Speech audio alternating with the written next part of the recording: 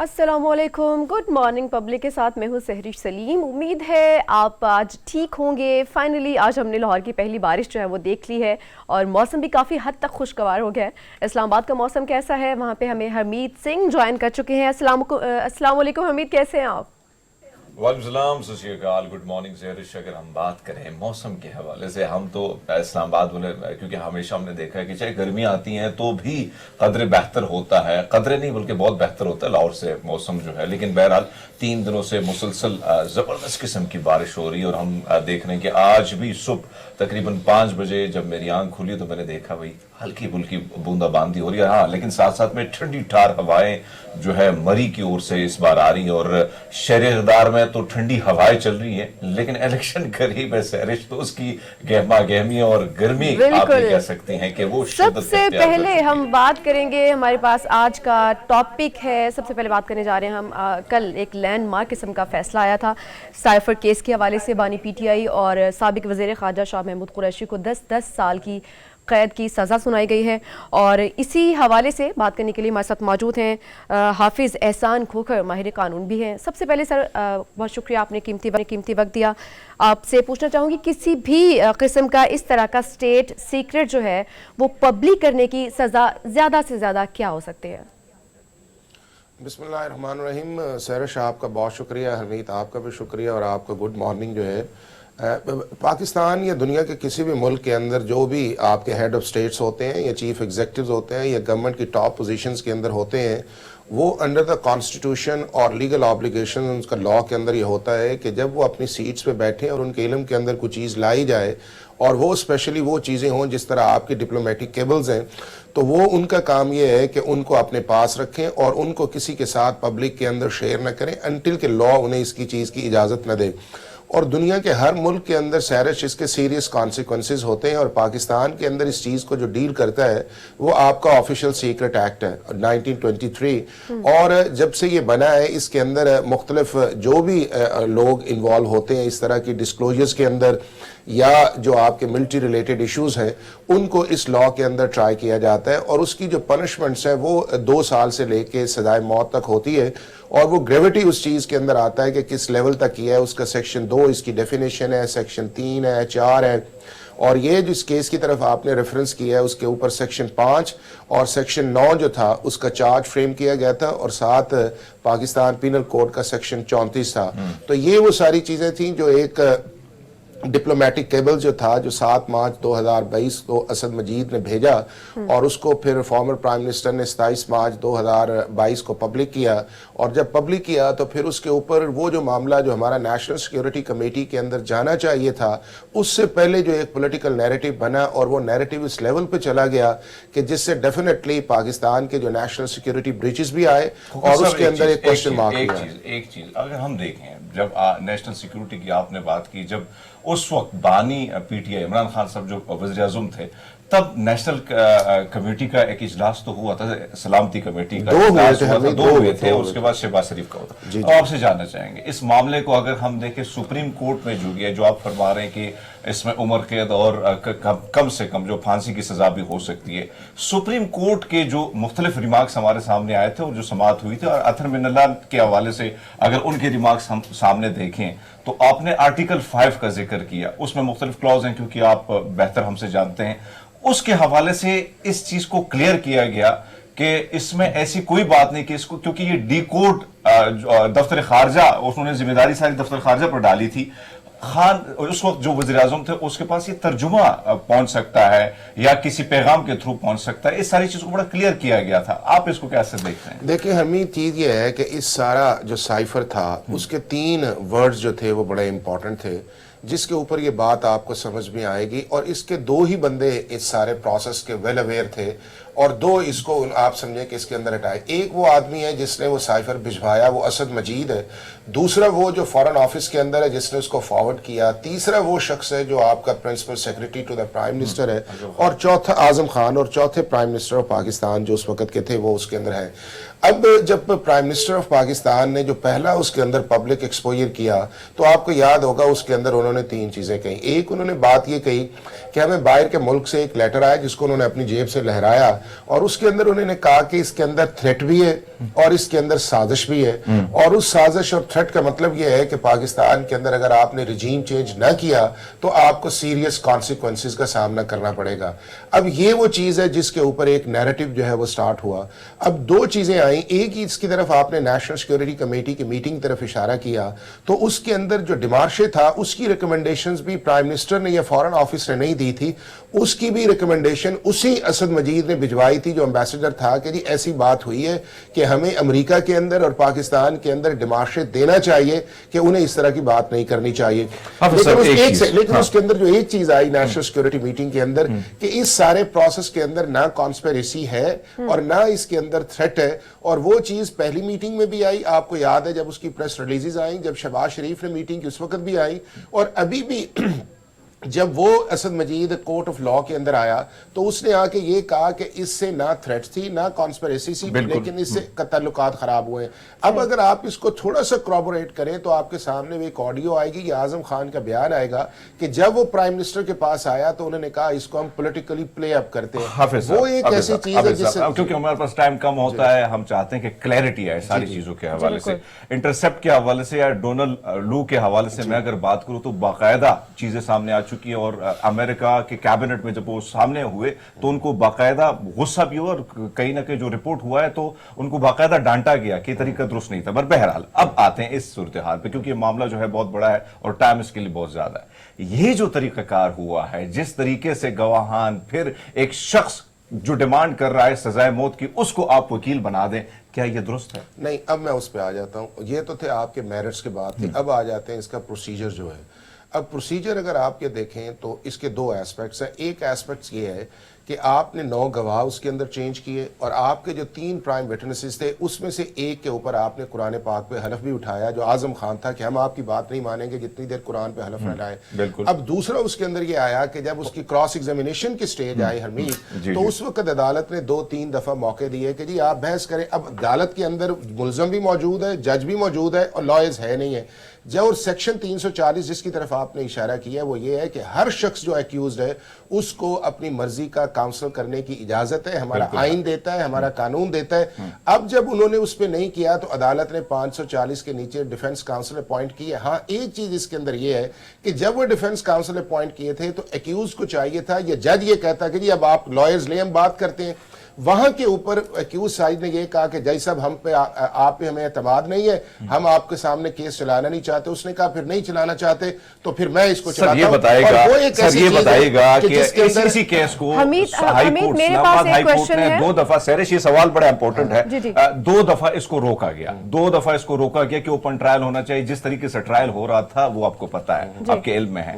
لیکن رات کے اندھیرے میں, کیا ہماری عدالت اتنی اچھی ہو گئی ہے کہ رات کے اندھیرے میں بھی ٹرائل ہو رہا تھا رات کے 12 بجے, اور پھر جس طریقے سے گواہ جو ہے 2 دنوں میں جو ینگ وکلا ہیں جن کو ہم جانتے ہیں, جو سرکاری وکلا ہیں جو پہلے ڈیمانڈ کرتے ہیں سزائے موت کی, وہ وکلا اتنی جلدی تیاری کرتے ہیں. سوال نامے کے حوالے سے آتے ہیں, شاہ محمود قریشی سوال نامہ بھی سائن نہیں کیا گیا.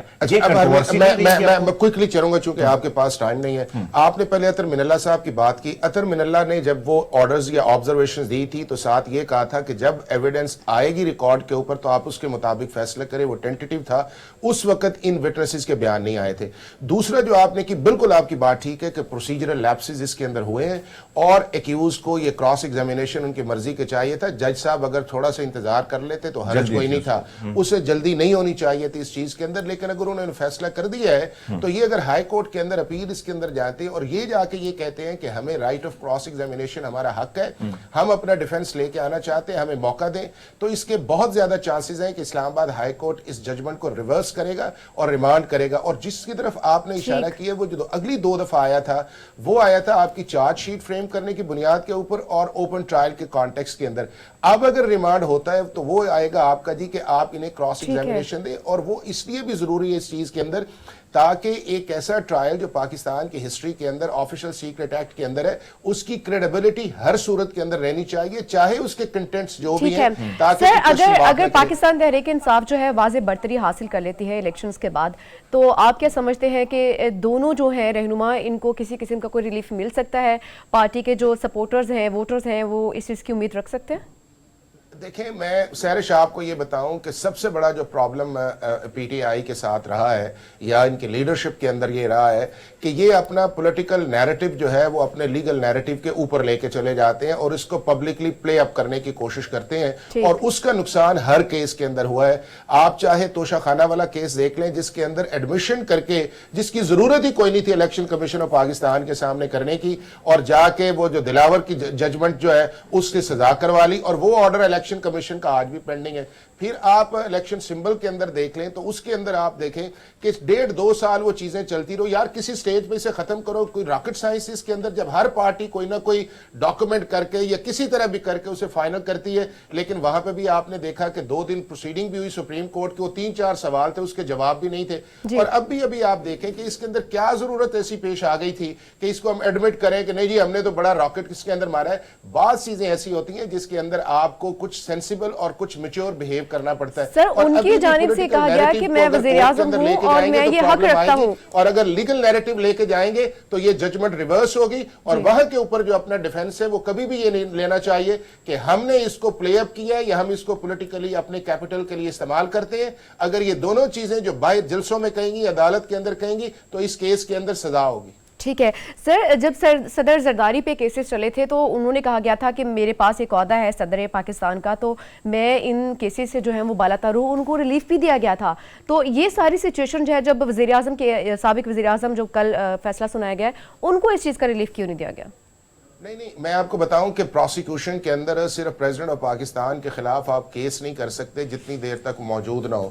اس کے اندر پرائم منسٹر آف پاکستان کے خلاف کسی شخص نے کیس نہیں کیا، بلکہ اس کے اندر یہ ہے کہ prime minister of Pakistan under the law ایک رسپانسبلٹی کے اندر تھا کہ وہ ان چیزوں کو ریٹین نہ کرے یا ان چیزوں کو جو ہے وہ ڈسکلوجر نہ کرے. اب آپ دیکھیں نا کہ کل جب وہ جج صاحب نے پوچھا آپ سے کہ جی پرائم منسٹر صاحب وہ بتائیں سائفر کدھر ہے، تو انہوں نے کہا جی مجھے تو پتہ نہیں، ہو میرے دفتر کے اندر ہے. اور بھائی 2 ہی بندے امپورٹنٹ ہوتے ہیں پرائم منسٹر آفس کے اندر، یا ان کا سیکرٹری ہوتا ہے یا پرائم منسٹر ہوتا ہے. اور اتنا امپورٹنٹ جس کو آپ پبلکلی کہتے پھرے، آپ نے آج تک کسی پہ برڈن ہی نہیں ڈالا کہ بھائی صاحب میں نے اس کو دیا تھا، جا کے چیک تو کرے اس چیز کے اندر. اور وہ شخص جو بھی کہہ رہا ہے آپ کا سیکرٹری کہ میں نے آپ کو دیا، آپ اس کو ڈینائی بھی نہیں کرتے اور پھر آپ یہ کہتے ہیں. تو یہ وہ ایٹیچیوڈ ہے کہ جس ایٹیچیوڈ ٹائم کا میں ایک چھوٹی سی چیز پوچھنا چاہوں گی، کیا وزیر اعظم کے پاس یہ اختیار ہوتا ہے کہ وہ اس طرح کی کوئی بھی چیز پبلک کے ساتھ شیئر کر سکتے ہیں؟ بالکل نہیں کر سکتے. مجھے آپ یہ بتائیں کہ آپ اوپن ہو کے دیکھیں کہ دنیا کے کسی ملک کے اندر ڈپلومیٹک کیبلز جو ہیں وہ اگر آئی جائے اور اس کو جو ہے جب آپ اس کا کانفیڈینشیلٹی اس لیول کی ہے، قومی سلامتی سے ریلیٹڈ کوئی بھی چیز جو ہے، کوئی بھی سیکرٹ پبلک کے ساتھ شیئر نہیں کیا جا سکتا ہے. حافظ ایکور ہمارے ساتھ موجود ہیں، ماہر قانون. سر بہت شکریہ آپ نے وقت دیا. الیکشنز قریب ہیں اور گہما گہمی کیسی جا رہی ہے اس پر بھی کریں گے بات، لیکن اس بریک کے بعد دیکھتے رہیے good morning public. Welcome back. ایک بار پھر سے خوش آمدید کہتے ہیں آپ کو. یہ والا الیکشن 2024 حمید کافی زیادہ مختلف نظر آ رہا ہے، اور اس کی خاص وجہ ایک یہ بھی نظر آ رہی ہے کہ اس میں خواتین جو ہیں وہ کافی متحرک ہیں. جیسے کہ ہم کل بتا بھی رہے تھے کہ بہت سارے حلقے ایسے ہیں جہاں پہ 2 خواتین جو ہیں وہ مد مقابل ہیں. اور آج ہم نے اپنے پروگرام میں جن سے بات کرنی ہے وہ ہیں ثنا درانی، سیاستدان ہیں اور آزاد حیثیت سے اب الیکشن لڑ رہی ہیں. ثنا اگر آپ سن پا رہی ہیں تو بہت شکریہ، سب سے پہلے آپ نے ہمیں وقت دیا. بہت شکریہ، thank you so much for the invitation. Sana سب سے پہلے تو میں آپ سے یہ پوچھنا چاہوں گی کہ اب آپ آزاد حیثیت سے الیکشن لڑ رہی ہیں، اس کے کچھ تو خاص مقاصد ہوں گے؟ جی بالکل. ہمارے ہاں بلوچستان میں تھوڑا سا جو پولیٹیکل پارٹیوں کا رویہ ہے خواتین کے ساتھ، اسپیشلی وہ خواتین جو 5-5, 10-10 سال 30-30 سال جو ہے وہ ایک پارٹی کے ساتھ ایفیلیٹڈ رہتی ہیں، مگر ہمارے ہاں کیونکہ ہم ایک ٹرائبل سیٹ اپ کے اندر رہتے ہیں تو جب بھی ٹکٹس دینے کا ٹائم آتا ہے تو آپ یقین کریں کہ ایسے چہرے سامنے آ جاتے ہیں جن کو آپ نے نہ کبھی دیکھا ہوتا ہے اور نہ آپ ان کو جانتے ہیں. تو پیراشوٹرز کو اکثر لا کے جو ہے وہ بٹھا دیا جاتا ہے، یا پھر وہی نواب سردار جو ان پولیٹیکل پارٹیز کے اندر ہوتے ہیں انہی کی گھر کی فیملیز کی جو خواتین ہیں ان کو جو ہے وہ الیکشن میں حصہ لینے کے لیے انکریج کیا جاتا ہے، نہ کہ ایک ورکر کو جس کا تعلق کسی بھی پولیٹیکل پارٹی سے ہوتا ہے. یہ رویے مسلسل میں پچھلے 20 سال سے بلوچستان کے اندر دیکھ رہی ہوں. تو میں نے سوچا کہ پارٹی کی ایفیلیشنز کو چھوڑ کے وائی ناٹ ہم مطلب ہر دن جھنڈا اٹھا کے کسی بھی پولیٹیکل پارٹی کا डोर टू डोर जा रहे होते हैं, पार्टी को मुनज़्ज़म कर रहे होते हैं, तंजीम साजी कर रहे होते हैं, तो किसी और के लिए काम करें, अपनी जात के लिए खुद सना साहिबा, ना एक और करें। चीज फिर हम अगर जी देखें आपको अगर बलूचिस्तान की बात करें, खैबर पख्तूनख्वा की बात करें, तो बहुत सारी चीजें जो हैं वहां पे चेंज है। मैं बलूचिस्तान पे भी बहुत सारे इलाके ऐसे जानता हूँ, बहुत सारे इलाकों में गया हूँ। अब अगर हम वोटर की बात करें, तकरीबन कुल मिला के वोटर जो है इस वक्त 53,71,947 बनते हैं। खवातीन की भी एक बहुत बड़ी तादाद है जो 23 लाख के करीब बनती है, 23,55,700 के ऊपर बनती है। आपसे जानना चाहेंगे कि खवातीन को कायल करना बड़ा मुश्किल भी है उन इलाकों में। अब फिर जाहिर बात है कि वहां पे हमने देखा है कि उनके जो मर्द हजरात हैं वो जहां वोट देते तो खवातीन भी उस तरफ चली जा रही हैं, तो आप उनको कैसे कायल कर रही हैं और उनका रिस्पॉन्स कैसा है? जी देखिए, मेरी डोर टू डोर कैंपेन्स हो रही हैं। मेरा ज़्यादातर फोकस जो है वो ख़वातीन और यूथ ही है कि मैं उनसे बात करूं, बट मुझे बहुत पॉजिटिव रिस्पांस इसलिए मिल रहा है। हालांकि इट इज़ डिफ़िकल्ट, चैलेंजिंग है, ऐसा नहीं है कि ये चैलेंजिंग नहीं है, बट क्योंकि लोग पॉलिटिकल पार्टीज से तंग आ चुके हैं। और अगर आप ट्रांसपेरेंसी इंटरनेशनल की रिपोर्ट देखें तो उसके मुताबिक पिछली मरतबा के 5 सालों का जो बलूचिस्तान का बजट रहा है वो 85% बजट जो है वो करप्शन की नज़र हुआ है।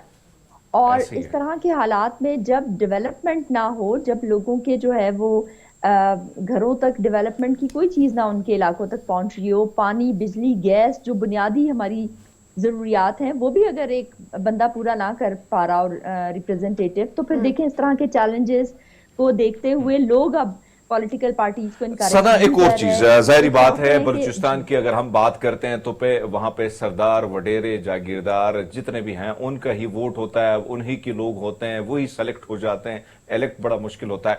आपके लिए किन किन चैलेंजेस वहां पे हैं, किन किन चैलेंजेस का आपको सामना है? वाकई में आप जो कर रही हैं कमाल कर रही हैं।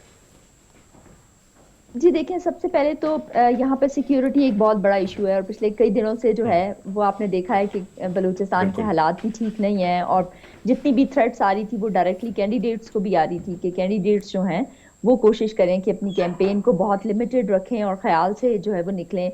इसके साथ साथ जब आप मेल डोमिनेटिंग सोसाइटी और ट्राइबल सोसाइटी के अंदर रहते हैं तो शायद खातून का फेस जो है वो सियासत के अंदर वो नहीं देखना चाहते, या उनकी एक्सपेक्टेशंस ही नहीं है कि कोई खातून भी जो है वो सियासत कर सकती है और मर्दों की तरह उसको बाहर आना चाहिए, उसको रोड पे जो है वो कैंपेन करनी चाहिए, या उनको मर्दों की गैदरिंग्स के साथ जो है वो बात करनी चाहिए और उनको इनकरेज करना चाहिए। मगर उसके साथ साथ ये भी एक प्रॉब्लम है कि हमारे यहाँ, जैसे आपने कहा कि खवातीन मर्दों के कहने पे वोट करती हैं, बट जी आप जी यकीन जी। करें कि मुझे दोनों कम्युनिटीज से इवन मेरे पास मेल खुद आ रहे हैं, सना, आप वो इंतखाबी मुहिम डेलीगेशन जो है की वो सूरत अपनी में आ रहे हैं। खवातीन की मदद से चला रही हैं, तो जाहिर सी बात है वोट जो है वो तो मर्द हजरात ने भी डालना है, तो उनके लिए आप क्या करती हैं? मतलब उनकी हिमायत हासिल करने के लिए आप क्या कहती हैं? जी देखिए, मैं उनसे कह रही हूँ कि पिछले आप 70-75 सालों से जो है वो हमेशा मेल कैंडिडेट्स को ही वोट करते हैं। कोशिश करें इस मर्तबा किसी खातून को जिता के लाएं ताकि आपके लोगों के काम हो सके, आपके हलके के काम हो सके। ठीक। और कोशिश करें किसी आम बंदे को सोसाइटी से उठाएं और उसको अपना नुमाइंदा बना के असेंबली में भिजवाएं ताकि वो आपके लिए बात कर सकें। बिल्कुल। सना, आपका मुकाबला किन किन लोगों से इस हल्के में? जाहिर सी बात है बहुत सारे बासर जो हैं वो शख्सियात वहाँ पे मौजूद होंगी, और आपको क्या लगता है कि आप ऐसा क्या कर सकती हैं कि उनको बीट कर सके? जी देखें, तकरीबन कोई 41 के करीब कैंडिडेट्स इस हलके से जो है वो कॉन्टेस्ट कर रहे थे, और इस वक्त जो तादाद रह गई है, काफ़ी लोग जो है वो स्टेप बैक कर गए हैं। इस वक्त कोई 35 के करीब कैंडिडेट्स अभी भी मैदान में है मेरे साथ, और अच्छा। उसमें जी डेफिनेटली ट्राइबल हेड्स भी मौजूद हैं, उसमें जागीरदार लोग भी मौजूद हैं, उसमें जो है वो इवन जो रिलीजियस पार्टीज़ हैं उनके नुमाइंदे भी मौजूद हैं। मुश्किल तो है, मगर मुझे लगता था कि खवातीन को मैदान में उतरना जरूर चाहिए, वो जीते या हारें दैट इज बिल्कुल। समथिंग एल्स, बट आपको एटलीस्ट कंपटीशन करना चाहिए। और हमारे यहाँ जो एक कॉन्सेप्ट है कि खातून सियासत नहीं कर सकती, उसका अपनी उसकी कॉन्स्टिट्यूएंसी नहीं होती, तो वो मुझे लगता है कि वो एक जो सीलिंग है उसको तोड़ने की जरूरत थी कि नहीं, ऐसा नहीं है, खातून भी कर सकती है। सना, एक चीज, एक तो हम माजी के इलेक्शंस को देखते हैं, इसमें हमें एक पॉजिटिव चीज ये नजर आती है कि खवातीन, आप जैसी नौजवान खवातीन जो मैदान में उतरी और मुकाबले के लिए डट के खड़ी हैं, ये बहुत बड़ी बात है, पॉजिटिव साइन है। लेकिन मुख्तलिफ रिपोर्ट्स ये भी आ रही हैं कि मर्द और खवातीन के वोटर्स की बात की जाए तो खवातीन की रजिस्टर वोट जो है उसकी तादाद बड़ी काफी कम पड़ती है। तो ये कितना बड़ा चैलेंज है, और अगर आप कामयाब होती ہوتی تو کن کن مسائل پر زیادہ آپ کا فوکس ہوگا؟ کیونکہ آپ کے جو بلوچستان کے اسکول ہیں، ہیلتھ سسٹم ہے، وہاں پہ تو لوگوں نے، وڈیروں نے بھینسیں، گائے، مجھیاں چرانے کے لیے اس کو طبیلے بنا دی ہیں. جی بالکل آپ ٹھیک کہہ رہے ہیں کہ میرے حلقے میں بھی سچویشن کچھ ایسی ہے کہ 75,000 جو ہے یہاں پہ میل ووٹرز ہیں اور 64,000 جو ہے وہ یہاں پہ خواتین ووٹرز ہیں. مطلب اچھا خاصا بڑا ڈفرنس ہے، اور اس ڈفرنس کو کمپیٹ کرنے کے لیے میرا خیال الیکشن کمیشن کے بھی کافی ایفرٹس رہے، مگر کیونکہ آپ کو پتہ ہے کہ جو جغرافیکل ایریا ہے بلوچستان کا وہ 43% آف پاکستان ہے، تو ہر جگہ پہ پہنچنا، ایکسس کرنا مشکل ہے.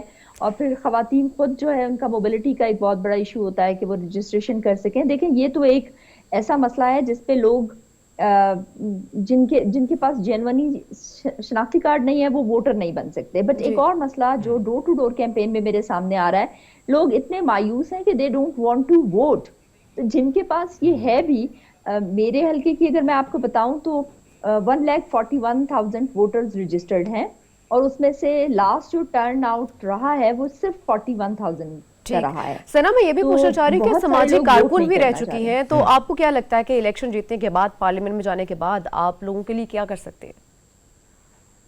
جی میں نے باقاعدہ اپنا ایک منشور بنایا ہے حلقے کے لیے، اور کیونکہ میں ایک سوشل ایکٹیوسٹ کے حوالے سے ہی جانی جاتی تھی بلوچستان میں، مجھے 22 سال ہو گئے اپنی سروسز دیتے ہوئے یہاں.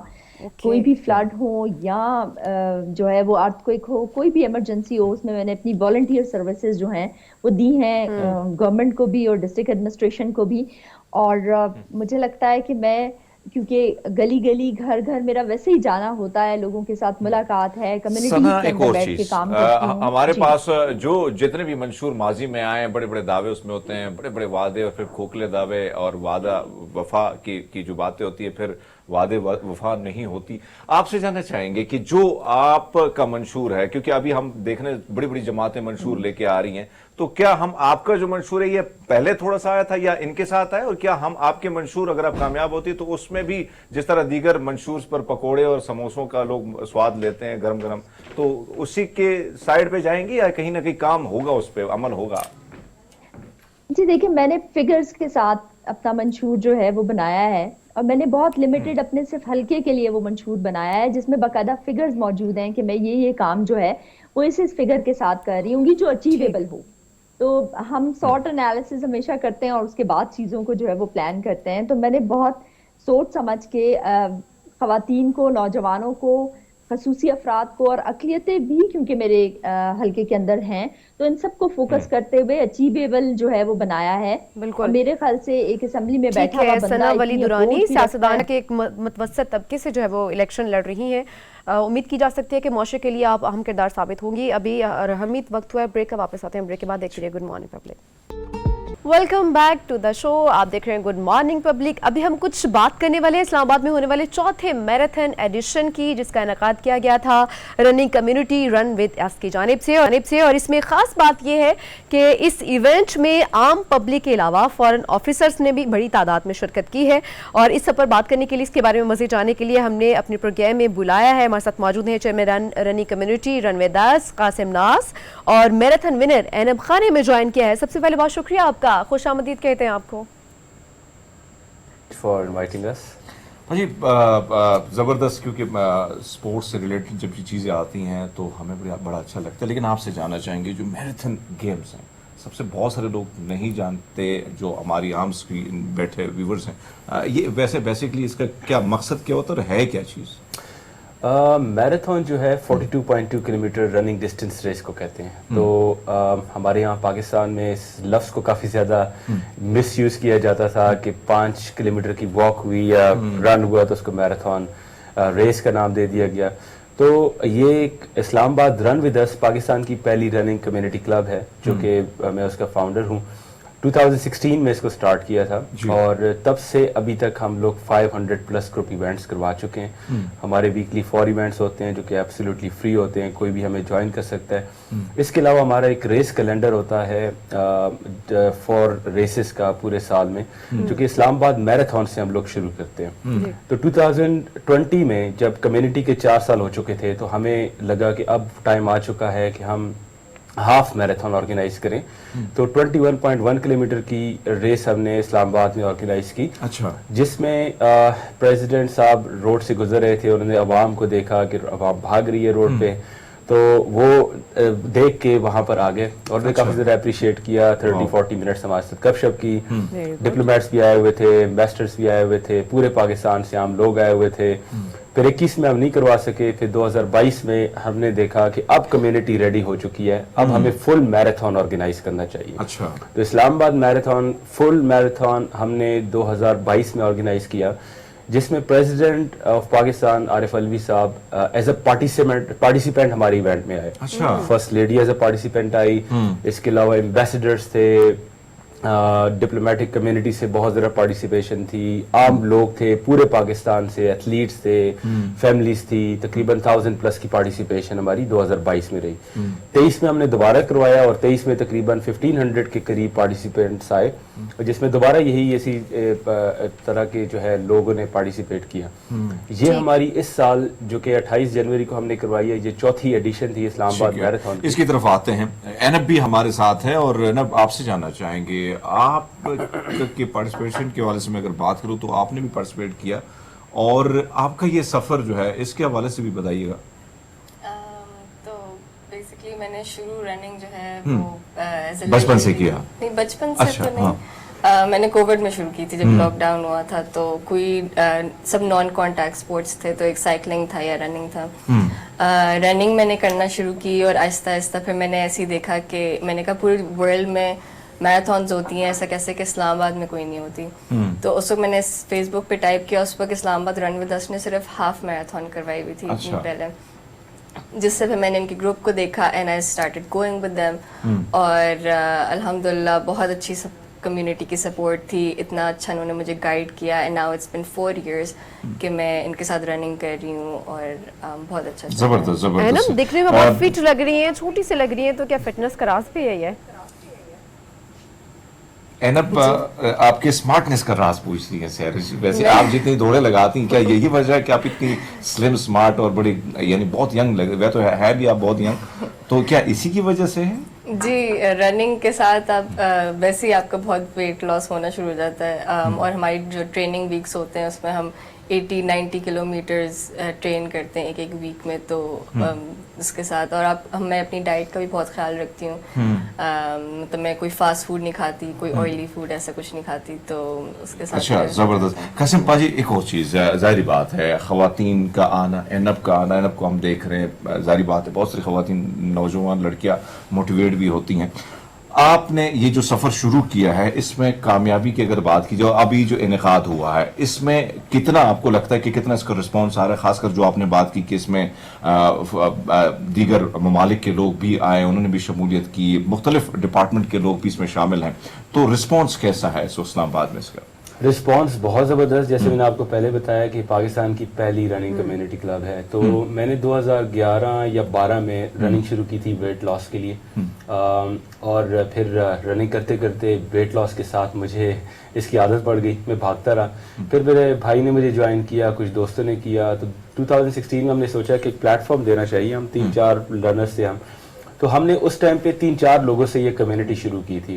और अभी जो हमने रिसेंटली 28 जनवरी को जो मैराथन हमने करवाई है, इसमें 2000 प्लस पार्टिसिपेंट था। अच्छा, तो मतलब आप इससे अंदाजा लगाएं कि 2-3 लोग जब शुरू कर रहे हैं और फिर 7 साल के बाद आपको 2000 प्लस लोग। ये भी ऐड कीजिएगा कि आया उम्र को भी देखा जाता है, या आपने इस तरह स्लिम स्मार्ट लड़के लड़कियां रखी कि वही दौड़े लगाते हैं, हमारे जैसे मोटे मोटे जो है हेल्दी ना, वो गुगलू जुगलू, उनको भी रखा जाता है, इसमें इजाजत दी जाती है भाजी? मुझे लगता है लोगों को देखिए, जिम नहीं ज्वाइन करना चाहिए, लोगों को इनका क्लब ज्वाइन करना चाहिए वेट लॉस करने के लिए।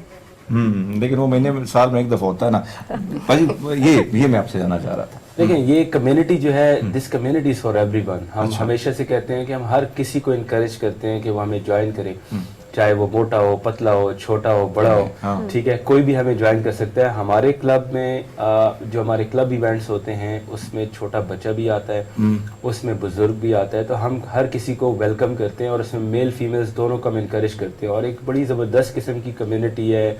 It's like a family. जब हम इकट्ठे होते हैं तो हमें ऐसा बिल्कुल भी फील नहीं होता कि हम परायों में हैं, हमें ये फील होता है कि हम अपनों में हैं, वाह। तो ये सबसे बड़ी अचीवमेंट है। एनब आपसे जानना चाहेंगे, जाहिर बात है आप बहुत यंग हैं, आपकी उम्र में जो बच्चियां हम देखते हैं, लड़कियां जो हैं अब आजकल रील्स के हवाले से टिकटॉक इस चीज़ों में ज़्यादा मगन होती हैं, लेकिन आप जो कोरोना के दौर की जब आप बात करती हैं तो एक फिल्म बड़ी आई थी भाग मिल्खा भाग, तो क्या घर में ऐसे ही बोलता था कि भाग एनब भाग, तो उस भागने के बाद आप भागती रही, तो ये भागने के सफ़र में घर वाले कितना सपोर्ट करते और मोबाइल से कितनी दूरी आपने अख्तियार की? मेरे घर वाले अल्हम्दुलिल्लाह बहुत ज़्यादा सपोर्टिव थे हमेशा से। मेरी अम्मी भी स्पोर्ट्स वुमन रह चुकी हैं, तो उनकी वजह वो मेरी इवन तक मेरी दादी, मेरे बाबा, सब लोग बहुत बहुत ज़्यादा सपोर्टिव रहे हैं। और मुझे रनिंग शुरू कराई ही मेरे अम्मी अब्बू ने थी कि इन्होंने कहा था कि तुम वही घर में बैठी रहती दौड़ जा हो मेरे साथ। पुत्र, बर्तन उठा, दौड़ जा पुत्र, गिलास उठा। अच्छा, एक और चीज कितना जरूरी है, सैरिश भी हमारी स्लिम स्मार्ट है, लेकिन वो आपकी तरह मजीद स्लिम स्मार्ट रहना चाह रही है। दीगर जो नौजवान लड़कियां हैं, कितना जरूरी है कि वो रनिंग करे? अगर वो पार्टिसिपेट करना चाहती है तो क्या तरीकाकार, आपने जिस तरीके से कांटेक्ट किया तो किस तरीके से और कितना आसान है इसमें पार्टिसिपेट करना? तो यही बात है कि इस्लामाबाद रन विद अस जो है वो एक बहुत ओपन कम्युनिटी है, मतलब उसमें आपको कोई सब्सक्रिप्शन, कोई ऐसी कोई चीज़ नहीं होती। आप बस उनके एक फेसबुक पेज पे आप जाएं, उनको लाइक करें। अच्छा। और उनकी कम्युनिटी जो मतलब पोस्ट होता रहता है, 1-2 दिन पहले पोस्ट आ जाती है इवेंट की, आप उधर जाते हैं, यू जस्ट जॉइन अस। और बस मतलब ऐसा कोई फॉर्मेट नहीं होता कि आपने ये सब कुछ करना है, आप बस आते हैं, यू रन, और बस आप एक पार्ट ऑफ द कम्युनिटी हो जाते हैं। वाह क्या बात है जी। सैरिश, अभी हरमीत आपने जिक्र किया मलिका का जो कि वो जो मलिका सिंह का जो हमने मूवी देखी थी और जिन पर वो मूवी बनाई गई थी, ऐसा एक किरदार जो था वो पाकिस्तान में भी था अब्दुल खालिक के नाम से।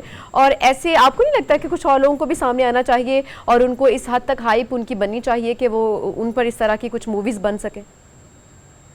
ये कासिम साहब से सवाल है। मेरे ख्याल से बिल्कुल बननी चाहिए। उसकी वजह यह है कि आप ये एक मीडियम है जिसके थ्रू आप कोई भी कल्चर या कोई भी कम्युनिटी या कोई भी स्पोर्ट्स को आप प्रमोट करते हो, जिसमें डॉक्यूमेंट्रीज बनती हैं, आप किसी शॉर्ट फिल्म बना लेते हो या आप उसके ऊपर एक स्टोरी कर लेते हो, तो बिल्कुल मेरे ख्याल से होनी चाहिए, क्योंकि इसी तरीके से आप कल्चर को मजीद आगे लेके जाते हो। सर कितना ज़रूरी है नौजवानों का जो आपने बात की है? एक तो हम ये देख रहे हैं कि अभी जो मैंने इस फिल्म का जिक्र किया और मुझे इस पे अफसोस है कि हमारा एक ऐसा एथलीट जिसने 2 दफ़ा जो है उन्होंने गोल्ड मेडल हासिल किया, लेकिन उसके बावजूद उनका नाम सिर्फ उस फिल्म के जरिए हमारे तक पहुंचा।